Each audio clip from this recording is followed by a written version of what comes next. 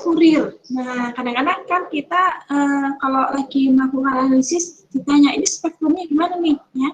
Nah, transformasi deret Fourier tadi menyediakan kita gambaran tentang spektrum Fourier. Jadi spektrum Fourier itu merupakan satu grafik, gitu ya, satu grafik yang menunjukkan, gitu ya, sinyal tadi, ya. Ada dua sebenarnya, pertama adalah spektrum amplitudo dan spektrum fasa, ya. Nah, langsung aja di sini. Nah, jadi yang namanya spektrum amplitudo itu menunjukkan, ya, untuk frekuensi ke n lipat, ya, n kali lipat, itu amplitudenya seperti apa? Nah, contohnya, ya. Nah, contohnya sinyal kita yang tadi ini. Tetapi dibuat satu kesepakatan bahwa kalau kita hendak menunjukkan sinyal dalam deret atau dalam grafik spektrum Fourier-nya, kita akan merepresentasikan sinyal dalam deretan sinyal-sinyal kosinus, ya, sinyal kosinus tambah sinyal kosinus dan seterusnya. Lalu bagaimana kalau ternyata bukan kosinus tapi sinus, Bu? Nah, kalau seperti itu kita bisa ubah. Ya, kan kita punya rumus identitas trigonometri, ya. Atau menggunakan rumus yang ini boleh, atau rumus identitas trigonometri juga boleh. Ya, di mana kita tahu kalau min cos T sama dengan cosinus T min P, ya. Atau sinus T, ya. Kalau misalkan yang kita gunakan biasanya di sini, ya. Karena kalau cosinus ya sudah seperti itu, kecuali bentuknya tidak plus, ya, tapi min cos, nanti kita harus ubah menjadi ini. Nah, sinyal kita tadi itu merupakan deretan penjumlahan sinyal-sinyal sinus. Nah, sinyal sinus itu kita harus ubah ke dalam kosinus agar kita bisa menggambarkan spektrum Fourier-nya. Sehingga kita gunakan rumus ini. Sin T sama dengan kosinus T plus P per 2. Nah, gitu ya. Oke, jadi yang 5 tetap 5, kemudian yang 20 per Pi sin T, ini menjadi 20 per Pi kosinus T plus Pi per 2. Ini pengubahan dari sin T, ya. Jadi pengubahan dari sin T ini. Sin T, dengan menggunakan rumus identitas trigonometri, itu kita bisa lihatkan dengan, ini, T plus Pi per 2. Kemudian yang 3T itu kita ubah menjadi 3T plus Pi per 2 dan seterusnya, ya. Jadi kalau di atas itu dalam bentuk sinus, di bawah ini sudah memperlihatkan dalam bentuk kosinus yang mengalami pergeseran tentunya.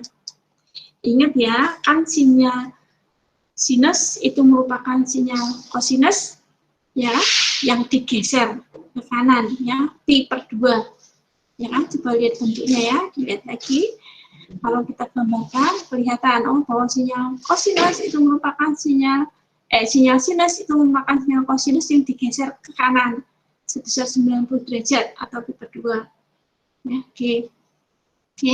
Nah, dari deret Fourier kompak ini kita bisa gambarkan spektrum Fourier dan spektrum fasa. Nah, spektrum Fourier-nya di sini, ya. Jadi yang mendata, sumbu mendata itu menunjukkan frekuensinya, frekuensi ke-1, ya. Ini frekuensi yang 2 kali lipatnya, ini frekuensi yang 3 kali lipatnya, ini frekuensi yang 4 kali lipat, 5 kali lipat, dan seterusnya. Kemudian sumbu vertikal itu menunjukkan amplitudonya, ya, amplitudo dari harmonisasinya. Pertama komponen DC5. Nah, komponen DC5 tentunya frekuensinya 0. Nah, dia berada di sumbu vertikal ini dan tingginya sebesar 5. Ya. Kemudian harmonisa yang pertama, ya, itu tingginya sebesar 20 per Pi. Kemudian harmonisa yang kedua 0. Ya, jadi tidak ada frekuensi 2 kali lipatnya di sini, ya. Yang ada adalah frekuensi yang 3 kali lipat atau harmonisa yang ketiga dengan amplitudo sebesar 20 per 3 Pi dan seterusnya. Sedangkan untuk spektrum fasa itu menunjukkan, nah ini pergeseran fasanya ini, ya.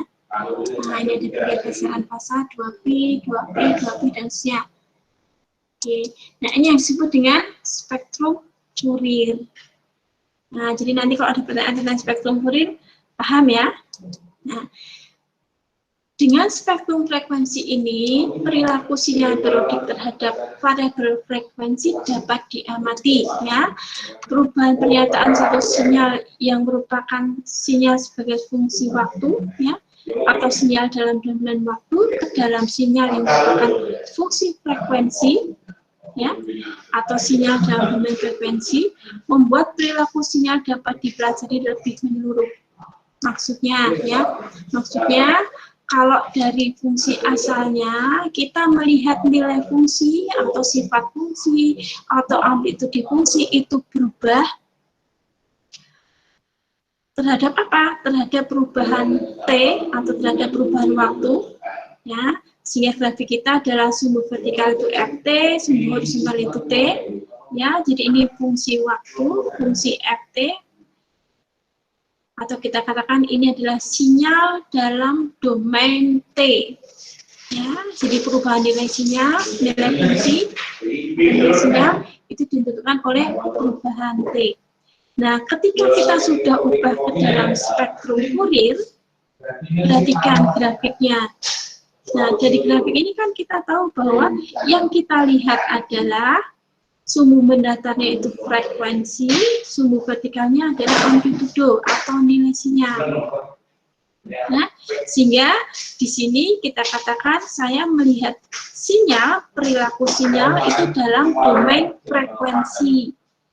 Ya, karena nilai sinyal yang aksisnya ini, yang sumbu vertikalnya itu berubah-ubah tergantung berapakah frekuensinya, ya. Apakah frekuensinya 0 ataukah frekuensinya 1. Di sini maksudnya sama dengan frekuensi sinyal asal, ya. Kemudian apakah bagaimanakah kalau frekuensinya itu 3 kali lipat, ya. Nah, seperti ini, ya. Jadi tadi ini adalah sinyal dalam domain waktu. Nah, di sini adalah sinyal dalam domain frekuensi. Nah, dengan ini kita bisa melihat sifat sinyal kalau dilihat dari frekuensinya. Gitu. Oke, sampai di sini ada yang ditanyakan?